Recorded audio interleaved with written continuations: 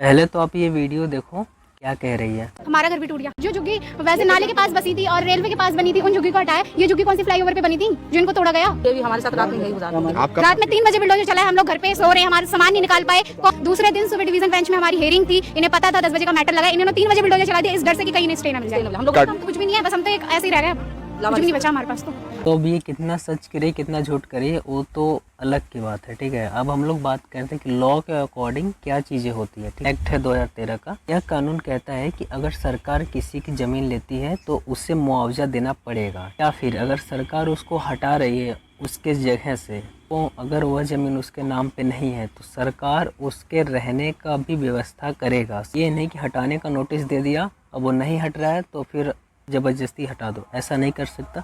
ये भी एक एक्ट है 1956 का, दिल्ली का एक्ट है। यह कानून झुग्गी झोपड़ियाँ सुधारने और हटाने के लिए है। इसमें कहा गया है कि विकास के लिए झुग्गी झोपड़ियाँ हटाई जा सकती है। फिर से वही बात लिखा गया है कि लोगों को नया घर देना पड़ेगा या फिर उनके रहने का व्यवस्था सरकार को करना पड़ेगा उनको वहाँ से हटाने से पहले। एक दिल्ली का ही है, पॉलिसी है 2015 का प्रकार की ही योजना थी। जो गरीब लोग हैं उनको सस्ता या फिर सही दाम पे घर देना, को कहीं से भी हटा रहे हो तो उनको नया घर देना, ये सरकार की एक पॉलिसी थी 2015 का। Constitution of India article 21 right to life, संविधान कहता है हर इंसान को जीने का अधिकार है, जिस सम्मान से रहने का भी हक शामिल है। किसी को बिना घर दिए उसको बेघर नहीं किया जा सकता। सिर्फ एक नोटिस भेज के अगर वहाँ से नहीं हट रहा तो उसको नहीं हटाया जा सकता।